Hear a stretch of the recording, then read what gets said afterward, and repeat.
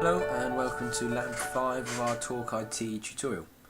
What we were just doing previously was creating our database, and now what we're going to be using is dependency injection to decouple the application components. And in this case what we're going to be decoupling is our SQL database and our interface. So the key principles of dependency injection are it uses interfaces, defines constructors that can be supplied a dependency object, and use a dependency injection container tool to provide a suitable dependency object.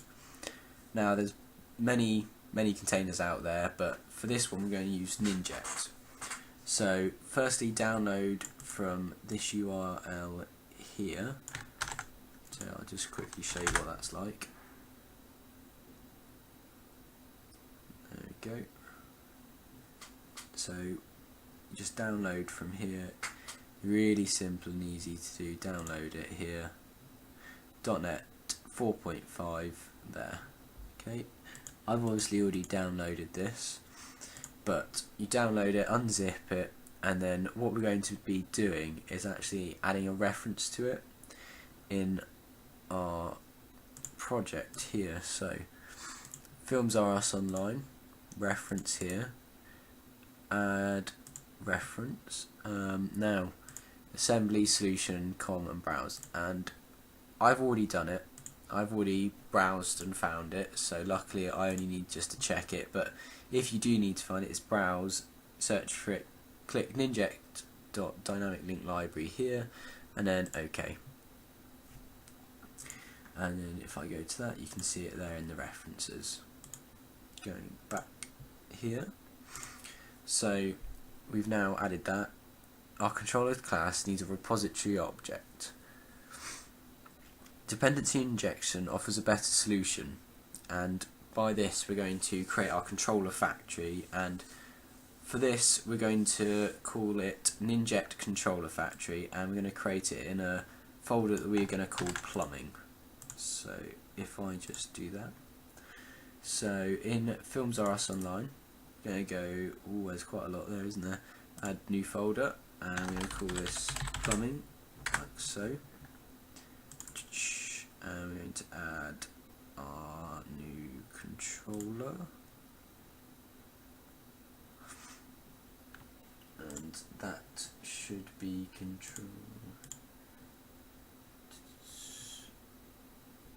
default controller, and we want to call that Ninject controller factory.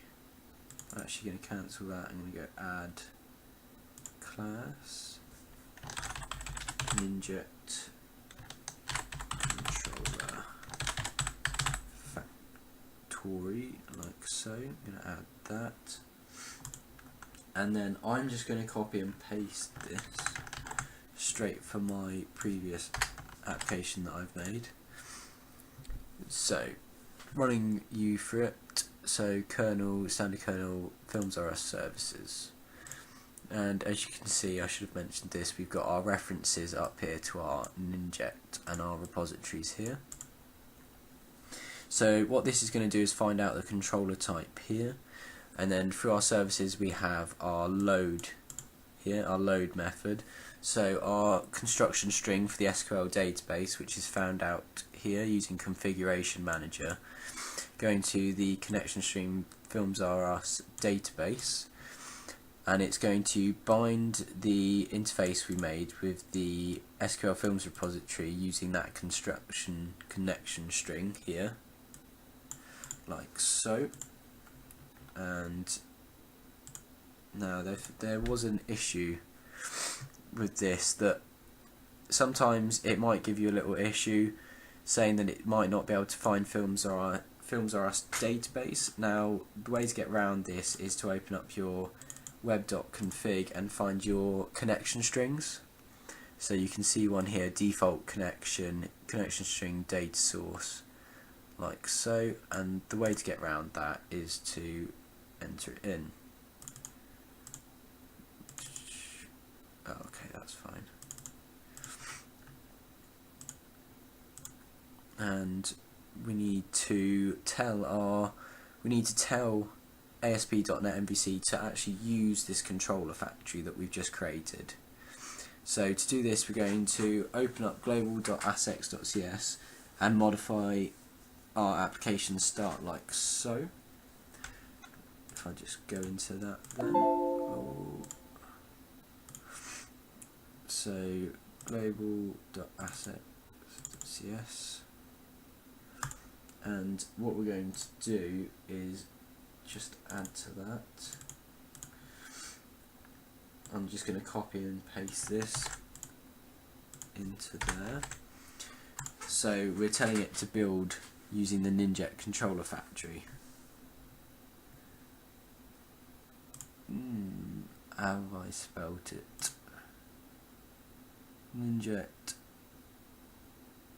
controller factory. That looks right to me. Strange that. Okay, no, I think I know why. Yeah. So what we need to do is using like this, films are us online dot plumbing here, and that should work. Yep, there you go. That's useful. Quickly save that and go back. So now we've added that in, and now we want this to work with our films controller, so we're going to refactor that so it uses dependency injection, because at the moment it's still using the original database, which it's still going to be using the database, but it's not going to be decoupling. So if we go to our films controller, and what we want to do is for this, for the films controller part here, we want to just replace it with this. So public films controller with our films repository is this .films repository. So we're saying in this class here we want to use that film repository there. And the reason why that's working is because we've decoupled it, that at the start when it runs it's going to couple together the SQL with the interface, and so the films repository has already been made, so there's no need to make it or call SQL, call our domain, our repositories. We don't need to call SQL films repository anymore because that's already been done beforehand. And so if we're going to quickly just actually run that to show you that it works.